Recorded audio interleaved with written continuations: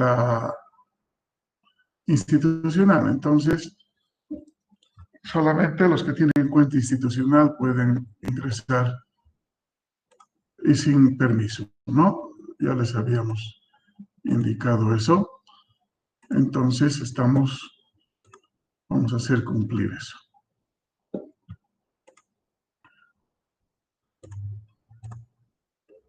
A ver, estoy compartiendo, como son varios grupos, hay que compartir en todos.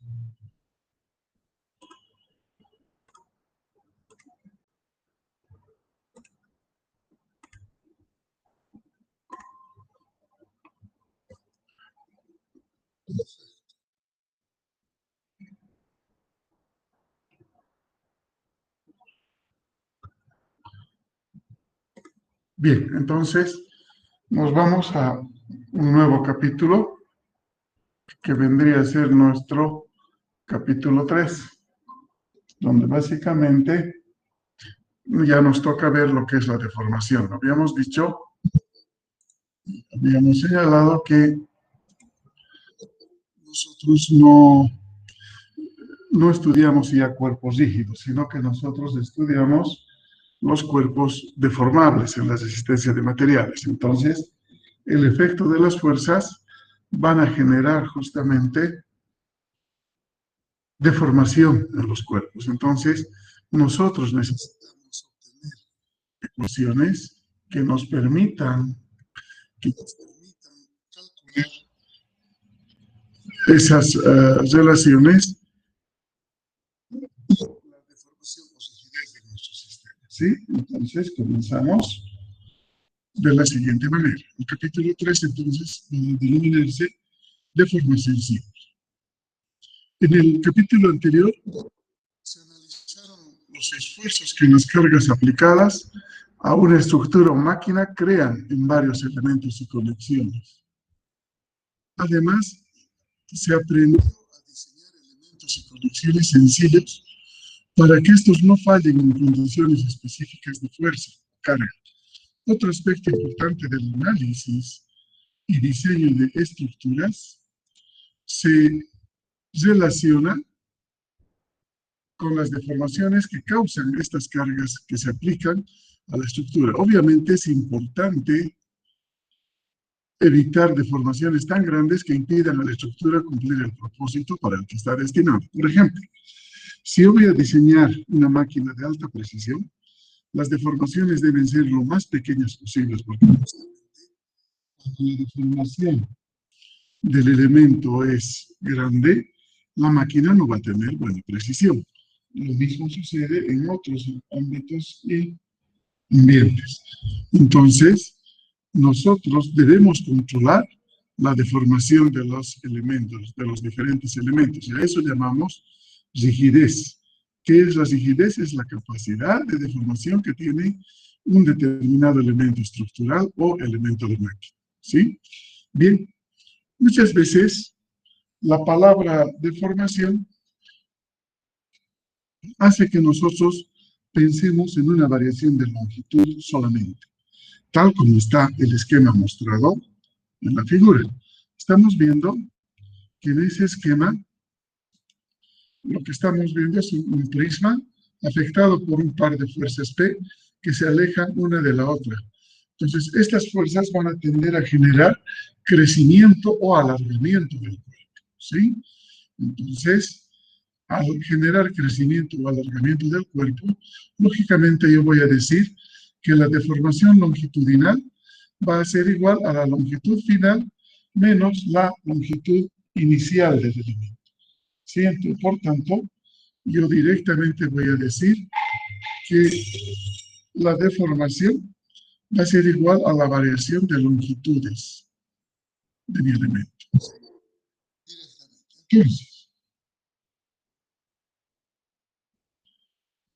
Entonces, no puedo en esta expresión ver otro tipo de variables, por lo que yo al analizar mi efecto de rigidez, voy a ver que la rigidez depende también de otras variables.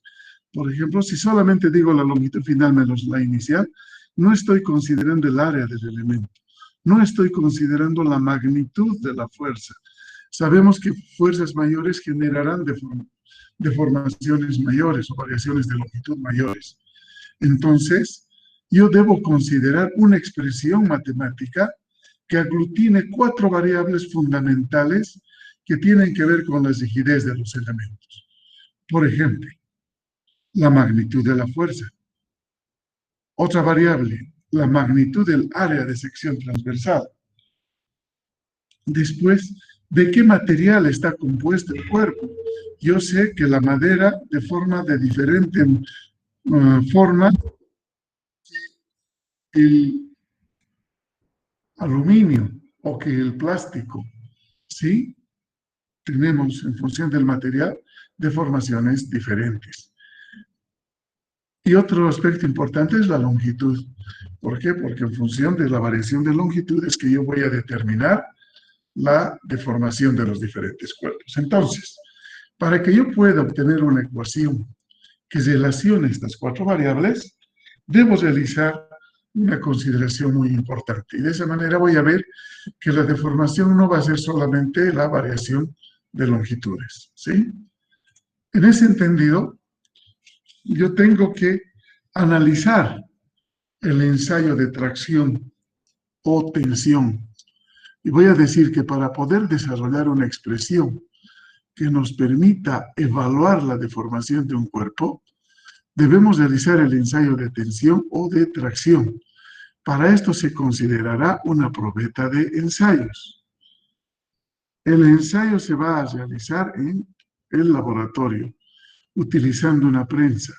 Se deben cumplir las siguientes características para realizar el ensayo de tracción. Primero, yo sé que voy a usar una prensa mecánica con accionamiento hidráulico o accionamiento de tornillos sin fin. Entonces, para poder realizar este ensayo, la probeta con la cual yo voy a realizar el ensayo va a cumplir estas características. Uno es la característica física. ¿Qué dice la característica física? Se refiere al material que compone a mi probeta. Dice que el material debe ser homogéneo. Esto significa que debemos tener el mismo material en toda la probeta. Si es una aleación, toda la probeta debe tener esa aleación. Si es de acero, toda la probeta debe ser de acero. Eso significa la característica física donde me obligan a que el material sea homogéneo. Luego, tenemos la característica geométrica. El área de sección transversal de la probeta debe tener la misma forma que el elemento original a ensayar, solamente que debe estar reducida a escala. ¿Esto por qué? Porque las características donde se inserta o se realiza el ensayo son en un laboratorio. Y a veces los ambientes en un laboratorio no son grandes, no son considerables.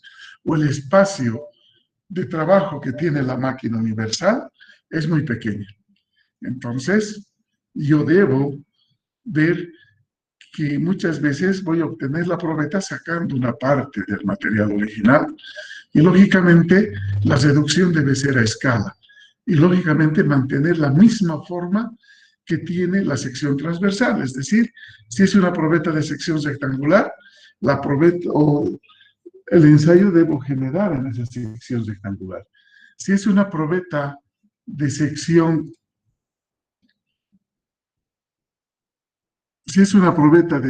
mecánica, debo ver, o de sección circular, debo ver que la probeta sea de sección circular, ¿sí? Entonces, vamos a considerar todo eso. Bien, en la característica geométrica. Finalmente, debo ver la característica o considerar la característica mecánica. En la característica mecánica, la fuerza que estoy aplicando debe ser axial y constante. Axial y constante. Se considera una fuerza constante si la velocidad de aplicación de la misma es menor que 3 milímetros sobre minuto.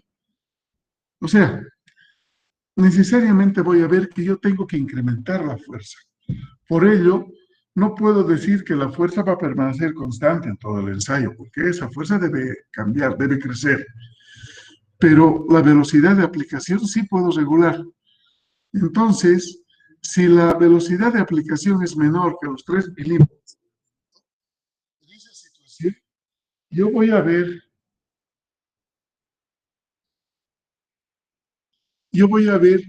que puedo considerar la fuerza como si fuera constante, ¿sí? Entonces, debo ver que debemos cumplir la característica mecánica. Cumpliendo estas 3 características, podemos realizar el ensayo de tensión y tracción. Para ello, vamos a necesitar de una máquina universal de ensayos. Esa máquina universal de ensayos, como les dije, es una máquina, una prensa, que puede tener accionamiento hidráulico o tener un accionamiento de tornillo sin fin. La que tenemos acá adelante es una máquina de accionamiento hidráulico, donde yo voy a tener un cabezal fijo y voy a tener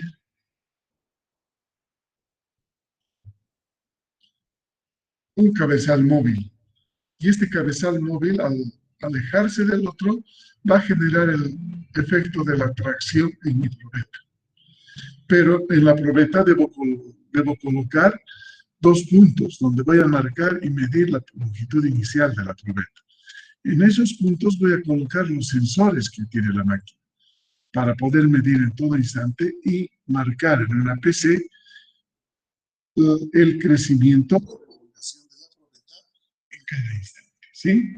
Entonces, en esa situación vamos a generar el ensayo de tracción, haciendo que el cabezal móvil se vaya alejando del cabezal fijo, generando la tracción. Muchas veces, para que no se saque la mordaza de la probeta, se genera un rosca en la probeta. Entonces, la fuerza aplicada tiene mayor efecto porque la probeta va a permanecer fija. Inge, perdón que lo interrumpa. Dime.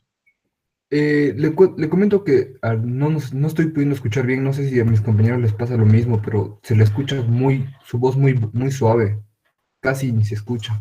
Ya, de repente es tu servicio de internet, o sea, yo estoy con mi volumen en todo lado. A ver, voy a tratar de hablar más fuerte. ¿Ya? No sé quién más quería hablar.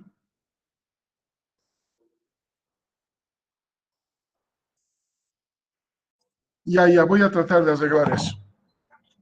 Me voy a aproximar más al micrófono, ¿ya? Bien, a ver si ahora solucionamos. Estoy acercándome más al micrófono. Bien, entonces, les decía que la máquina universal de ensayos puede tener 2 accionamientos, uno hidráulico y el otro mecánico, a través de un tornillo sin fin. El accionamiento hidráulico va a hacer que esta máquina esté compuesta por un cabezal fijo, que es el cabezal superior, y un cabezal móvil, que es el cabezal inferior. Entonces, el cabezal móvil se va a alejar del fijo y vamos a generar el efecto de la tracción, ¿sí? De esa manera. Muchas veces debemos generar una rosca en la probeta para que el cabezal no resbale cuando estemos aplicando la fuerza. De esa manera yo voy a lograr un efecto de tracción con mayor precisión. Siempre debemos medir antes del ensayo la longitud inicial, para que una vez fracturada la probeta, volvamos a unir las 2 partes y considerar la longitud final, ¿sí? Entonces, aplicamos esas fuerzas y vamos a ver que la probeta de ensayo va a ir cambiando no solamente de longitud, también vamos a ver que en la zona donde se va a realizar la fractura, el área va a ir disminuyendo, ¿sí? Por eso es necesario dar una velocidad de aplicación de fuerza controlada, muy lenta para que se puedan apreciar estas variaciones y consideraciones. Entonces, yo voy a aplicar y hacer crecer la fuerza hasta fracturar mi probeta. Una vez que he fracturado la probeta, voy a volver a unir las dos partes en las cuales se ha convertido la probeta y medir nuevamente la longitud. Y voy a tener una longitud final que va a ser diferente a la inicial. En función del material, hay materiales que deforman bastante y hay materiales que no deforman tanto, que deforman menos. Entonces, vamos a considerar eso. Bien, ahora, a la variación de longitud hemos dicho que vamos a denominar deformación longitudinal. En cambio, a la variación del área transversal, voy a llamar estricción. La estricción es la variación transversal del área medida en porcentaje, ¿sí? Entonces, acá está escrito el procedimiento que les acabo de explicar que dice, la probeta debe marcarse en la zona de área constante y se procede a medir la longitud inicial entre estas marcas. También se mide el área inicial. También se mide el área inicial. Una vez aplicada la fuerza axial, la probeta cambiará de longitud y en la zona más débil se generará una disminución del área hasta fracturarse y dividirse en dos partes, que se vuelven a unir para medir la longitud final y también el área final. Ese es el procedimiento. Pero a medida que vamos realizando este incremento de fuerza y variación de área, y lógicamente variación de longitud, vamos a ver que como la máquina va a estar unida a una computadora, en la computadora se va a realizar un diagrama. Un diagrama que me va a permitir ver gráficamente esa variación del esfuerzo en función de la deformación, en este caso. O sea, en el eje de las ordenadas tendremos el esfuerzo, que es fuerza sobre área, y en la abscisa tendremos la deformación o el eje horizontal, si quiere. La deformación, pero una deformación unitaria, es decir, la deformación longitudinal sobre la longitud del elemento, esto es adimensional. Entonces, nosotros, por eso necesitamos que la variación de fuerza sea lenta, sea llevada lentamente. Por tanto, yo voy a graficar y voy a ver que del análisis de este diagrama voy a obtener algunos conceptos y valores importantes para poder analizar mi diagrama o mi esfuerzo de formación, ¿sí? Bien, como les decía, en el eje horizontal tengo la deformación unitaria, que es metro sobre metro si quiere, por eso hablamos de que puede ser considerada también adimensional, y el esfuerzo, que es la fuerza sobre el área. La primera parte de este diagrama, vamos a ver que tenemos una variación lineal homogénea, es decir, vamos a tener una línea recta diagonal, porque vamos a variar tanto el esfuerzo como la deformación de forma homogénea. ¿Hasta cuándo? Hasta cuando llegamos a lo que vamos a denominar el límite de proporcionalidad. Ese límite de proporcionalidad nos permite apreciar esa variación de esfuerzo y de longitud que ahí culmina. ¿Por qué? Porque vamos a llegar a una zona donde va a empezar la fluencia. ¿Qué significa zona de fluencia? Es que el material, sin necesidad de incrementar la fuerza, va a empezar a deformarse.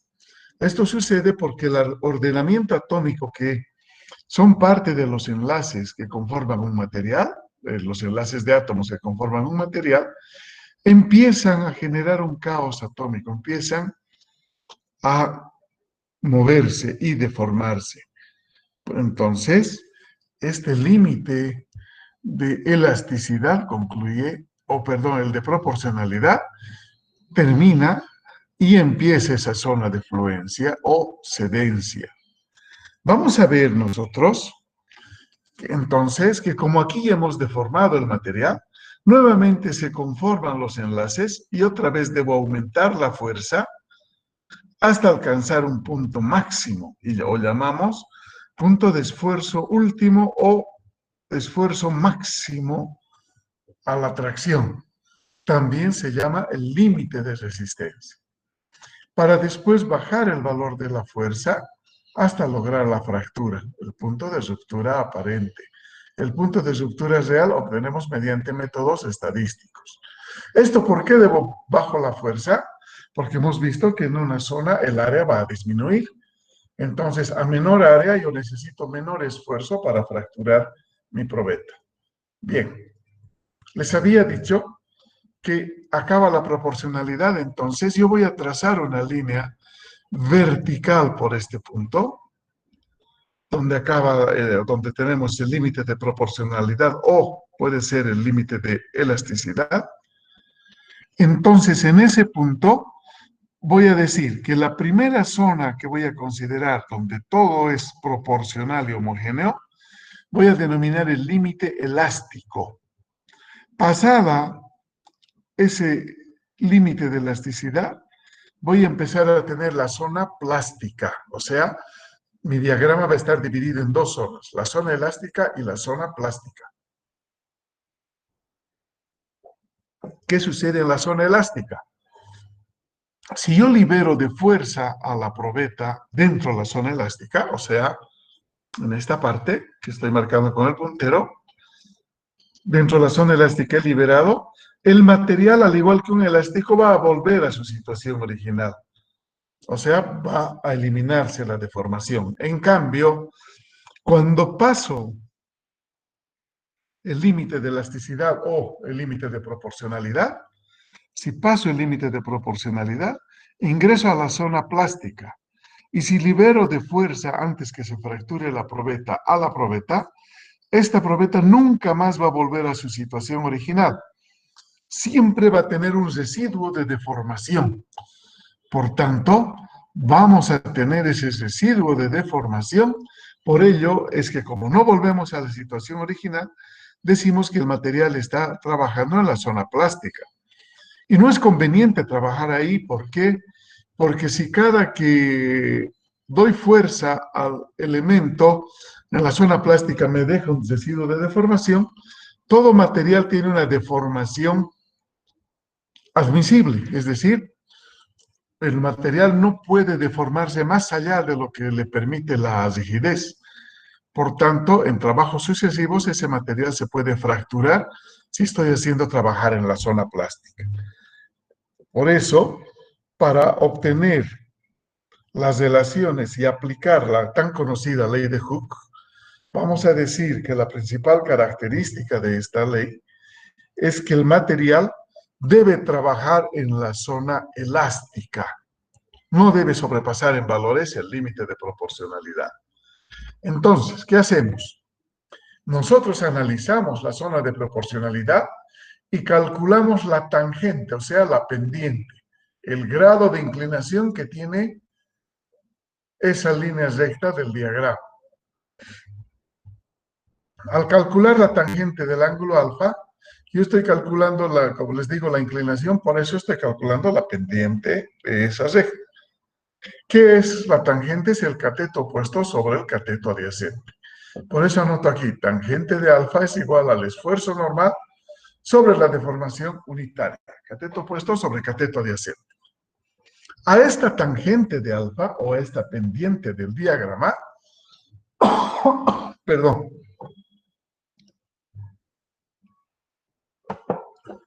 a esta pendiente del diagrama, vamos a denominar módulo de Young o módulo de elasticidad. Entonces va a ser conocido y vamos a simbolizar por la E mayúscula, ¿sí?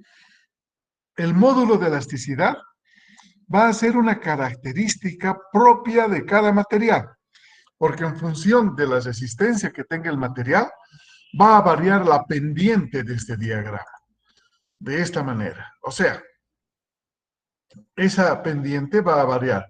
Por ejemplo, cuando voy a hacer el análisis del concreto o el hormigón, tengo una pendiente poco pronunciada.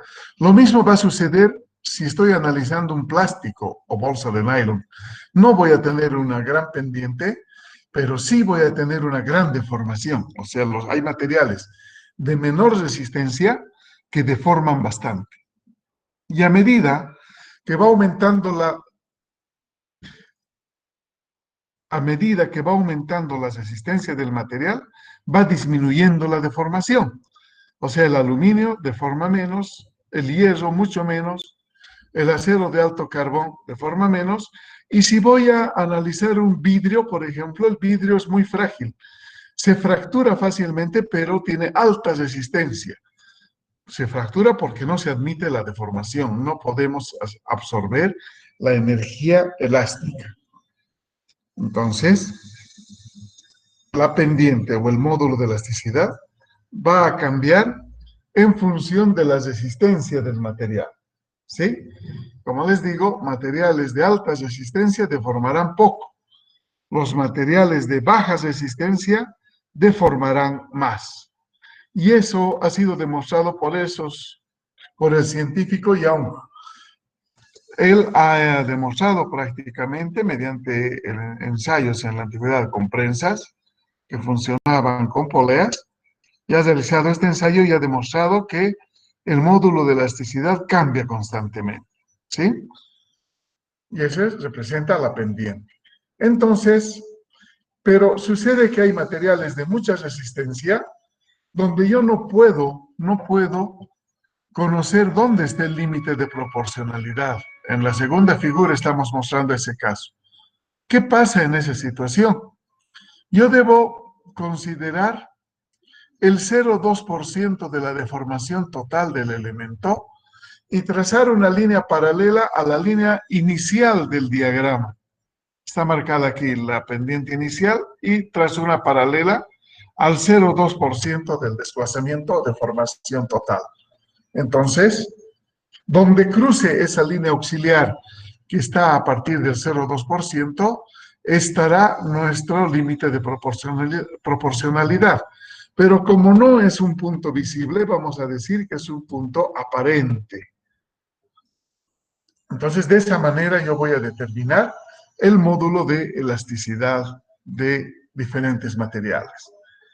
Entonces, en resumen, el material de mayor resistencia tendrá una pendiente más pronunciada respecto al material de menor resistencia. Y el de menor resistencia deformará más que el de mayor resistencia, ¿sí? Bien, ahora entonces queda definir lo que es la ley de Hooke. ¿Qué es la ley de Hooke? La ley de Hooke establece que el esfuerzo normal es proporcional al módulo de elasticidad multiplicado por la deformación unitaria de un cuerpo. Entonces, el esfuerzo normal va a ser igual al módulo de elasticidad por la deformación unitaria. Esa es la ley de Hooke. Y esa ley solamente es aplicable en la zona de proporcionalidad, o sea, en la zona elástica del diagrama esfuerzo-deformación.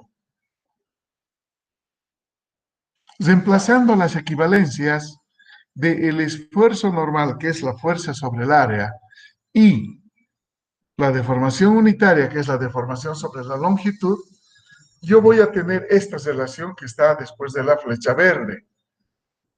Y de esa relación yo voy a despejar la deformación. Entonces voy a tener que la fuerza por la longitud va a dividir al área y el módulo de elasticidad. Entonces, el PL sobre AE me permite definir la deformación longitudinal de los elementos. Bien. Esta ecuación, como vemos, ahora, a diferencia de la primera que presentamos, involucra a las 4 variables que hemos considerado. O sea, tenemos fuerza, tenemos longitud, tenemos área y tenemos módulo de elasticidad. ¿Sí? Y el módulo de elasticidad hemos dicho que es una característica propia de cada material. Entonces, el valor que vamos a obtener va a depender del material que estoy analizando. Deformación, fuerza, longitud, área y módulo de elasticidad.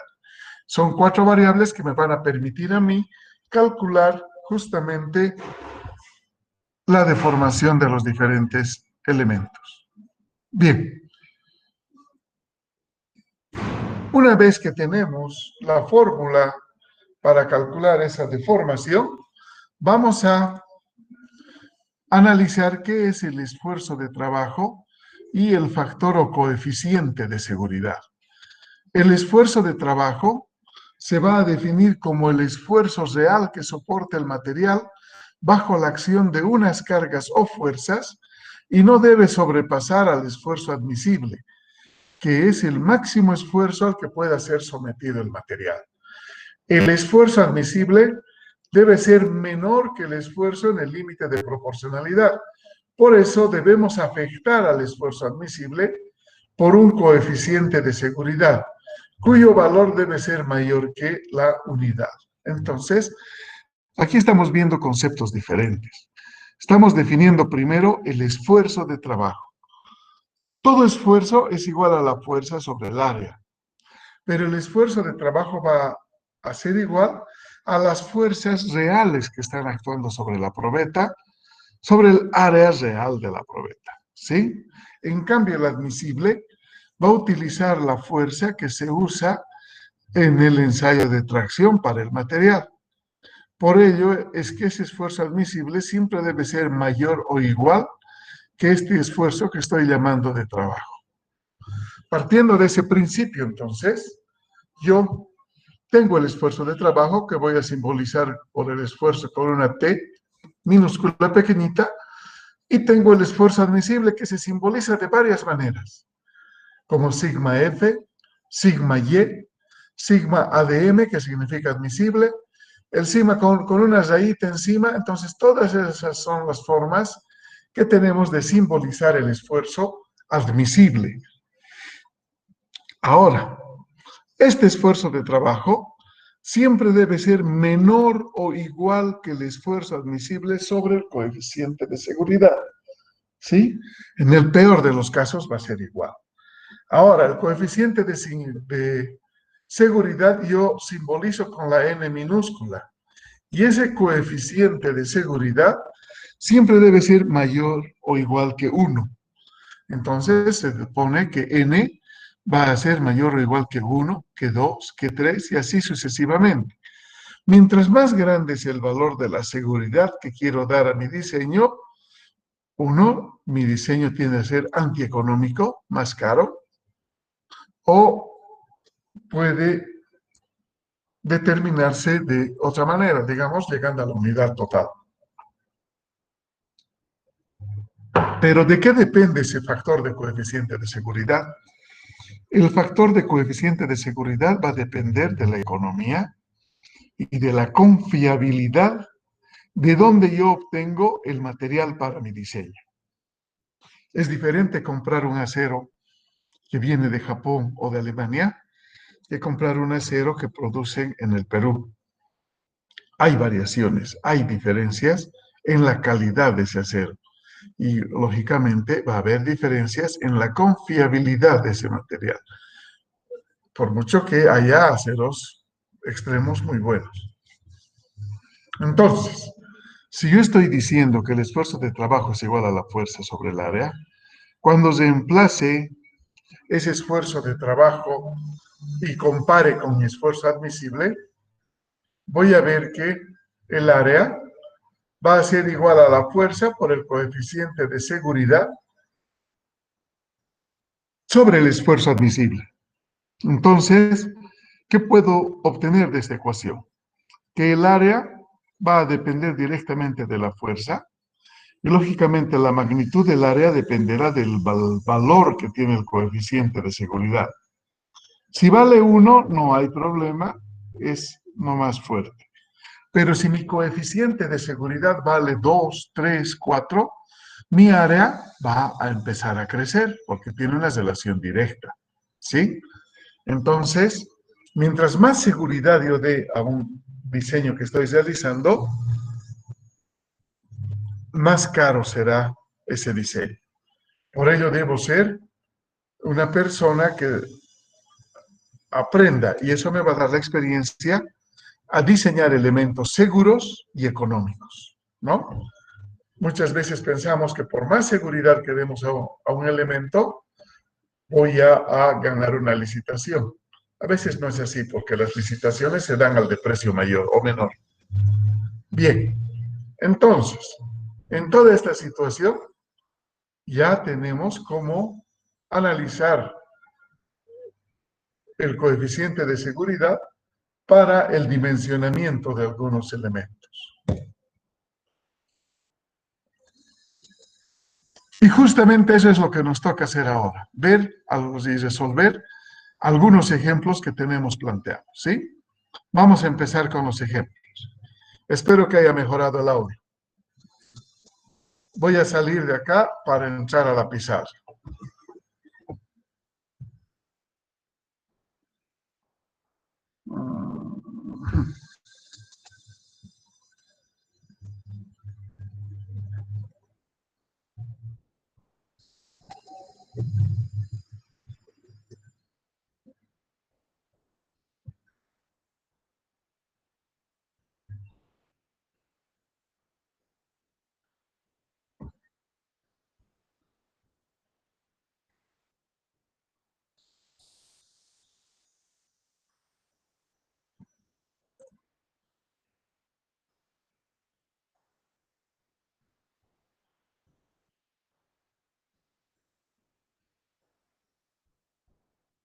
A ver, estoy... Pantalla completa. Ahora sí. Bien, ahora sí ha mejorado el tamaño de la pantalla. Espero que también haya mejorado el audio. Tenemos el primer ejemplo. Dice, es un sistema de bloques. Para la estructura mostrada en la figura, determinar los esfuerzos normales de cada bloque, donde A1 es 2 centímetros al cuadrado, A2 es 5 centímetros al cuadrado, A3 es igual a 8 centímetros al cuadrado. Después tenemos las longitudes 0,6 metros, 0,8 metros y 1 metro. Luego, el valor de las fuerzas que están en kilogramos. Entonces, lo primero que yo debo hacer es ver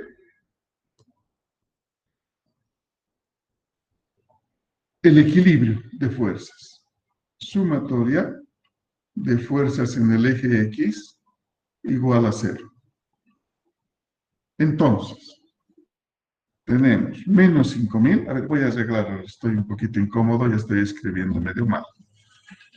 Voy a poner al medio. Ojalá que no se genere eco. Entonces, sumatoria de fuerzas en X igual a 0. Entonces, sí, hay un eco. Me he de acomodar mejor para escribir. Perdón. Aquí. Perfecto. Entonces tengo menos 5.000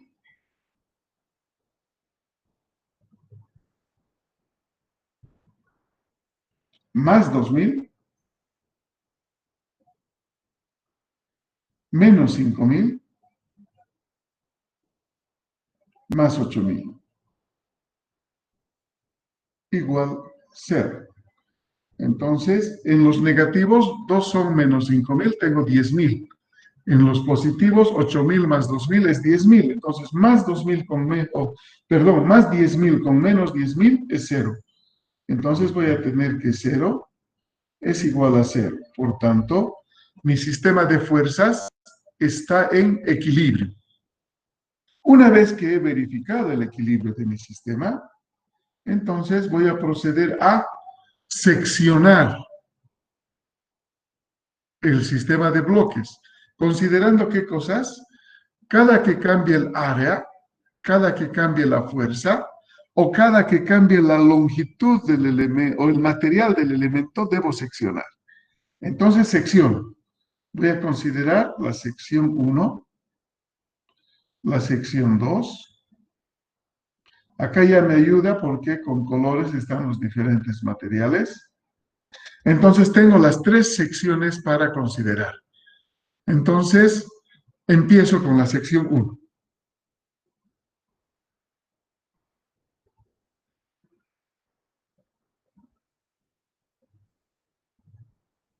El diagrama de cuerpo libre para la sección 1 va a ser de la siguiente manera. Donde tendré la fuerza de 5.000 que se está alejando del cuerpo. Por tanto, mi reacción interna también debe alejarse del cuerpo. O sea, la reacción se opone a la acción. Por eso voy a tener esfuerzo 1 por el área 1. Si se fijan, no me han dado de dato el material del sistema de bloques. Entonces puedo asumir yo el material que sea 2 por 10 a la 6 kilogramos sobre centímetro al cuadrado, ¿sí? Va a ser el mismo material de todas las probetas. Por tanto, en esa situación, lo que voy a hacer es, ahora que ya conozco mi diagrama de cuerpo libre, aplicar nuevamente estática, es decir, sumatoria de fuerzas en X igual 0, donde voy a tener menos 5.000 más el esfuerzo 1 por el área 1 igual 0. De acá, el esfuerzo 1 será igual a 5.000, que siendo negativo va al otro miembro de la ecuación, se vuelve positivo, entre el área 1, o sea, 5.000 sobre 2 centímetros al cuadrado. Por tanto, el esfuerzo del elemento 1 vale 5.000 entre 2. 2.500 kilogramos sobre centímetro al cuadrado. Esto es un esfuerzo, como me fijo, las flechas de la reacción interna se están alejando del cuerpo. Por tanto, debe ser 2.500 kilogramos sobre centímetro al cuadrado, un efecto de tracción.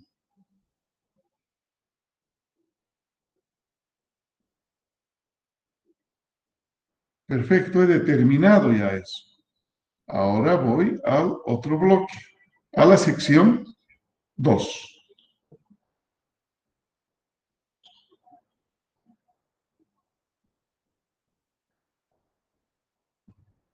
En la sección 2, yo tengo este nuevo diagrama de cuerpo libre.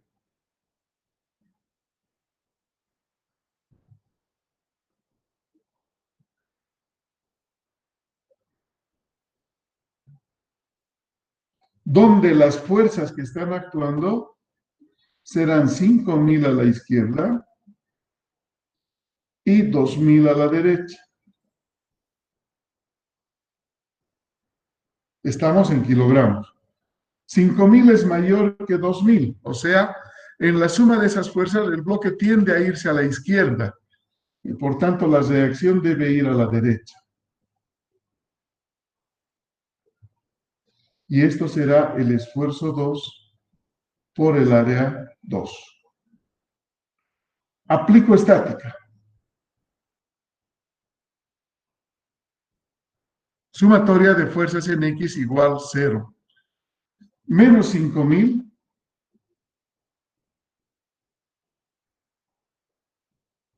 más 2.000 más el esfuerzo 2 por el área 2 es igual a 0. Despejo el esfuerzo 2.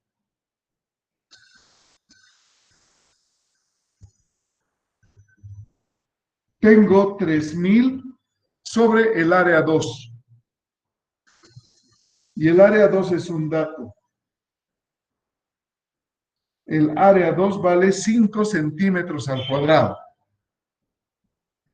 O sea que el esfuerzo 2 vale 3.000 dividido entre 5. 600 kilogramos sobre centímetro al cuadrado.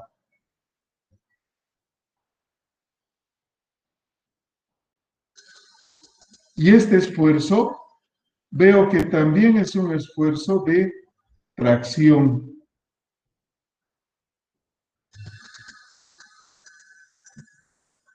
De esa manera, estamos determinando el esfuerzo. Si no no estoy calculando la deformación. Ahorita vamos a calcular, perdón. No, nos pide los esfuerzos. Sí, está bien.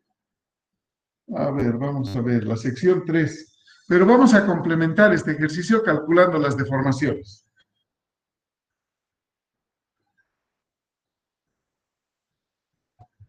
No me fijé esa variación, disculpas. Dibujo el diagrama de cuerpo libre.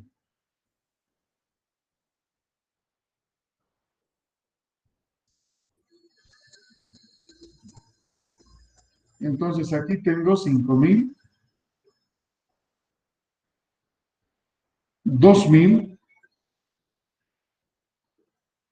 y 5.000.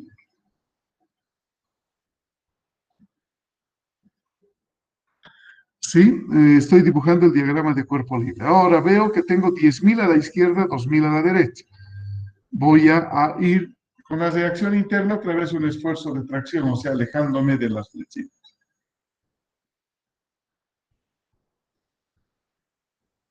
Es el esfuerzo 3 por el área 3. Aplico estática.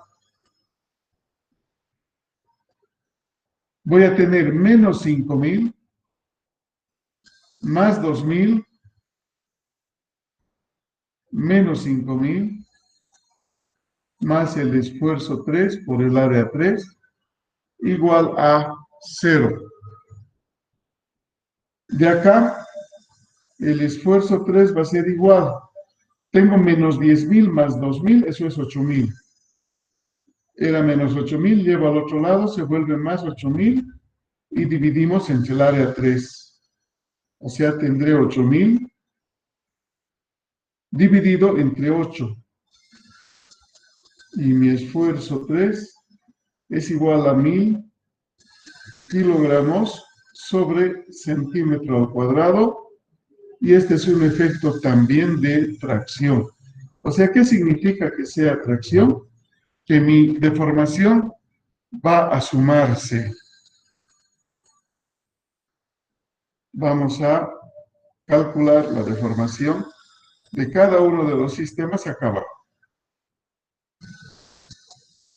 Por ejemplo, la deformación del bloque 1 será la fuerza 1, la longitud 1, el área 1 y el módulo de elasticidad 1.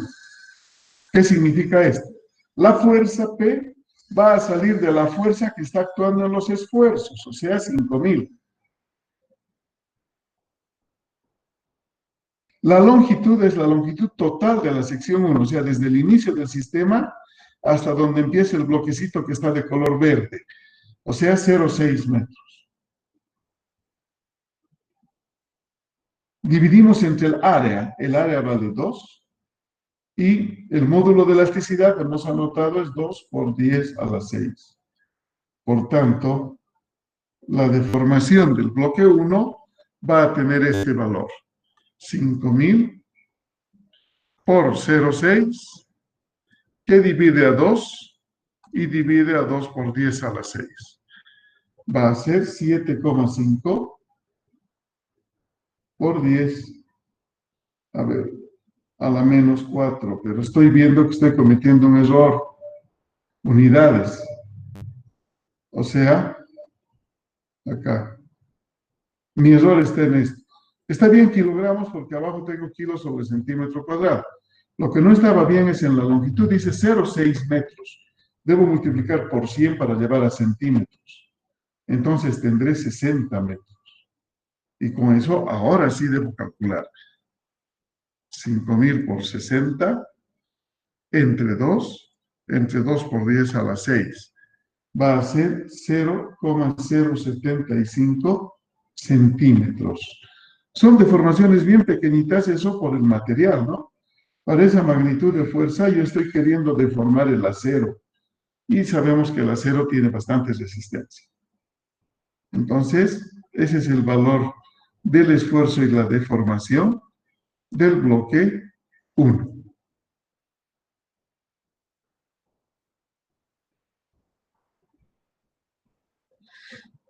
Veamos la deformación del bloque 2. Tenemos la fuerza 2, la longitud de la sección 2, el área 2 y el módulo de elasticidad 2. Para esto, veo que la fuerza que está actuando en el esfuerzo vale 3000. La longitud del tramo 2 vale 0,8 metros, multiplicado por 100 para llevar a centímetros, será 80 centímetros. Dividido entre el área, 5 centímetros al cuadrado. Y el módulo de elasticidad, que hemos visto que es 2 por 10 a la 6. Y tenemos la deformación del bloque 2.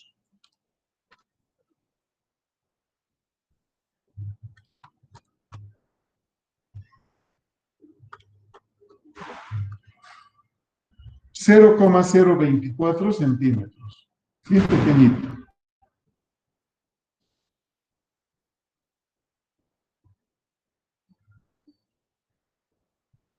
Luego, la deformación 3.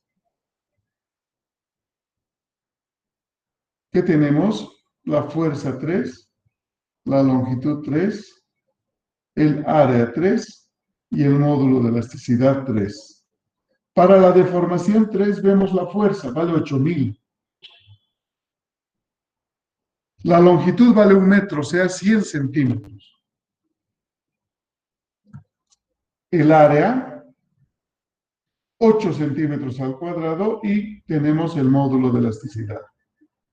Por tanto, la deformación 3 va a valer 8000 por 100 entre 8 y entre 2 por 10 a la 6, que es 0,05 centímetros. Tengo las 3 deformaciones independientes de cada bloque. Si quiero calcular la deformación total, lo único que tengo que hacer es sumar las 3 deformaciones. En este caso, los 3 son positivos porque los 3 están afectados por un esfuerzo de tracción. Quiere decir con la tracción que los 3 bloques van a crecer. O sea, la deformación total será 0,075 más 0,024 más 0,05. O sea, la deformación total del sistema es igual a lo siguiente.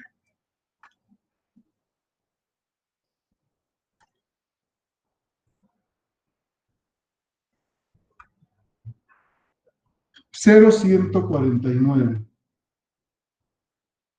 centímetros). Eso es lo que va a crecer en total.